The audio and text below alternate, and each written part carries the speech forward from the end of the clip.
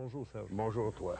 Alors, journaliste international, je vous présente parce qu'il y a peut-être des gens qui ne vous ont pas vu il y a 2 semaines. Toujours. On avait parlé l'autre fois de... Il est minuit moins 15 secondes à Ottawa. Ouais. Et là, on disait même qu'il était peut-être déjà minuit et 15 secondes. Là, c'est déjà dépassé. Moi, c'est ce que d'autres journalistes m'ont dit. C'est d'ailleurs ce que Gilles Proulx de CJMS, d'ailleurs, son recherchiste se faisait ressortir. Il doit être rendu minuit moins 5 secondes.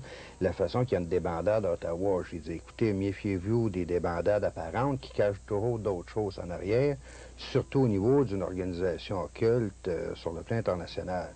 Parce qu'un bonhomme, comme le premier ministre du Canada et d'autres, où tout le monde démissionne en bloc comme par hasard, ces gens-là ne détruisent pas systématiquement les fondements d'un pays comme ça, juste pour s'amuser.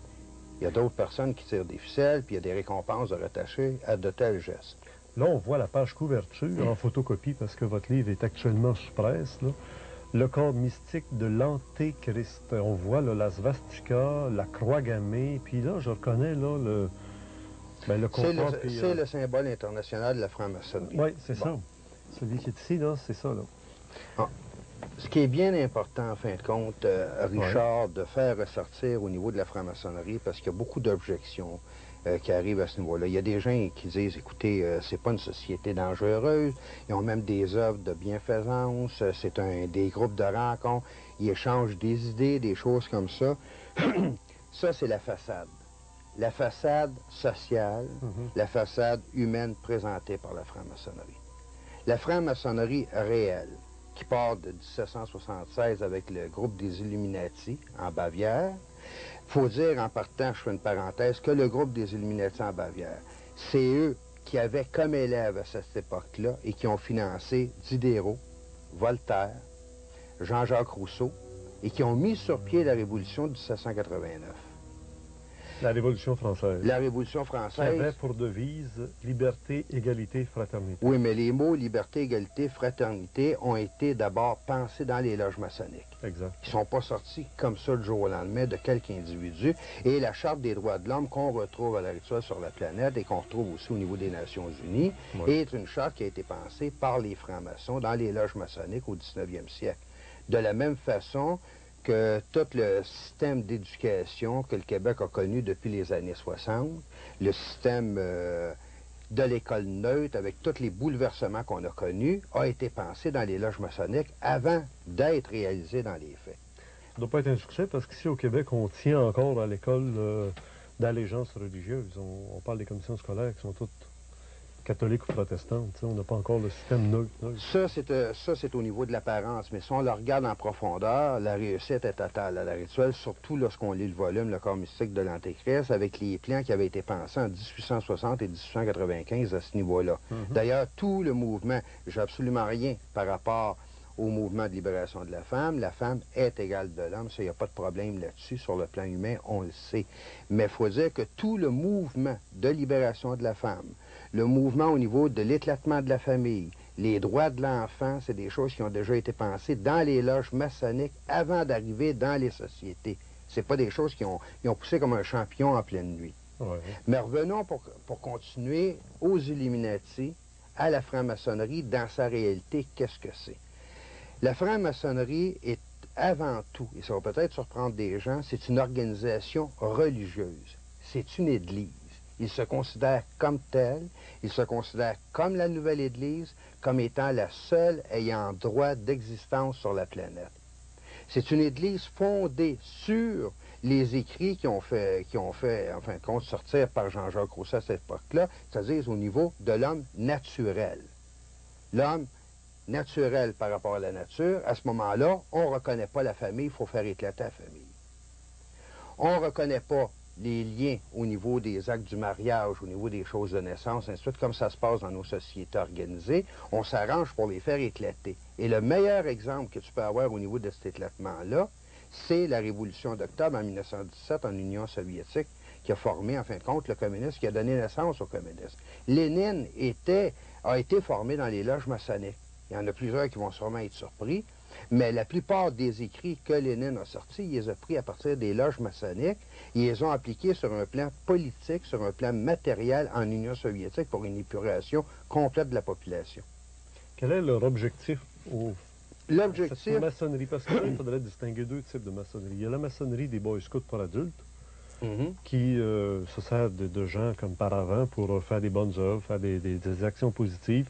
Et on va trier à travers le lot dans cette société les individus qui ont les propriétés au niveau de leur âme pour accéder à des plans occultes de la franc-maçonnerie. Et ceux-là, on les pousse pour qu'ils montent. C'est ceux-là qui montent dans la hiérarchie. Il y a les 33 degrés de la maçonnerie, les 33 ans du Christ, on pourrait dire, ça revient au même. Tout à l'intérieur de la franc-maçonnerie procède d'une inversion des valeurs chrétiennes, au départ. C'est anti-chrétien. Anti-chrétien jusqu'au bout. Le 33e degré. Mon cher, mais là, vous risquez de vous faire démolir après l'émission, ça n'a pas de bon sens. Moi, Parce qu'on sait une chose, oui. Je pense même le premier ministre du Canada, il est dans une des loges franc-maçonniques. Ils sont obligés de passer par là pour être dans le système politique international. Moi, je vais te dire une chose, Richard. Si on prend les documents de 1940, à l'exception du président Adams aux États-Unis, tous les présidents avaient et appartenaient à la franc-maçonnerie. À cette époque-là, 65% des sénateurs américains appartenaient à la franc-maçonnerie. Ils sont obligés d'y appartenir, sinon ils ne passent pas. Ben, les pères de la Constitution américaine, Jefferson, Benjamin Franklin, ils étaient tous des francs-maçons. Ils étaient tous des francs-maçons, ils étaient reliés avec les groupes comme Lafayette, Voltaire qui rencontrait en France, ainsi de suite. C'était une continuité des loges françaises en Amérique plutôt que de du Nord. penser qu'ils veulent le mal de l'humanité, est-ce qu'on ne peut pas penser qu'en toute bonne volonté, ils veulent le bien? Puis quand vous dites une épuration de la population, ça serait le genre de ce qui se passe en Yougoslavie, une épuration raciale, religieuse, spirituelle, pour que finalement ne règne sur la Terre que ceux dans la race humaine qui méritent de régner, et que les autres soient utilisés comme des esclaves, comme le voulait Adolf Hitler. Les nazis, puis à part des nazis, c'était le petit peuple. Tu vois, pour répondre à ta question là-dessus, la révolution russe, le communisme comme tel, est l'application matérielle et politique. Une tentative, en fin de compte, un essai qu'ils ont fait au niveau de toute une nation. Pour Hitler, c'est une tentative au niveau spirituel. Et ce que je m'explique à l'intérieur de ça, c'est que Hitler était considéré non seulement comme un sauveur, c'était plus qu'un homme politique pour le peuple allemand, il était une réincarnation au niveau des anciens dieux allemands, et beaucoup plus que ça, il était l'individu qui avait été choisi par Dieu pour redonner au peuple allemand ce qui lui revenait de droit, en fin de compte. Et c'était en diminutif ce qu'ils veulent établir au niveau d'un gouvernement mondial avec l'Antéchrist au pouvoir. D'ailleurs, le gouvernement mondial, ce serait, si on veut, la suite logique de cette domination. C'est une suite après logique, Hitler, effectivement. Le Troisième Reich est disparu, on est sous maintenant le Quatrième Reich. À l'heure actuelle, on pourrait dire ça, mais prends juste ce qui est sorti aux nouvelles, là seulement à peu près 48 heures sur les bulletins de nouvelles, où on va envoyer une force spéciale à Haïti, une force de police internationale. Il y a deux choses à remarquer à l'intérieur de ça. Un, on veut choisir, et on a précisé qu'on veut choisir les contingents militaires canadiens-français pour les envoyer à Haïti. Et à ce moment-là, on rejoint ce que j'avais mis dans mon premier volume, il est minuit moins 15 secondes à Ottawa, pour départir le Québec de toute opposition militaire possible pour les plans qu'ils ont en tête à l'heure actuelle. Les troupes des Nations unies du Canada qui sont en Yougoslavie, c'est des Canadiens français en justement. majorité. Ben oui. Et deuxièmement, on est en train de mettre psychologiquement dans la tête des gens l'existence d'une police internationale nécessaire. Mais la police internationale nécessaire est en diminutif, là, une police réelle qui va gérer, en fin de compte, le bien-être des gens sur la société de la planète sous un gouvernement de l'Antéchrist. C'est en plus gros qu'est-ce qui existait sous Hitler ou sous d'autres régimes qui ont existé où il y avait une police spéciale pour surveiller les intérêts de l'État. Mais il faut se dire qu'au départ, ceux qui deviennent présidents des États-Unis, qui deviennent présidents des nations à l'actuel, il faut qu'ils aient passé le 33e degré de la franc-maçonnerie. Ouais. Quel est en réalité ce 33e degré-là? Le 33e degré se compose d'une messe noire obligatoire, d'un sacrifice humain. On tue quelqu'un véritablement, soit qu'on a enlevé ou ainsi de suite. Ça fait partie du rite initiatique à ce moment-là.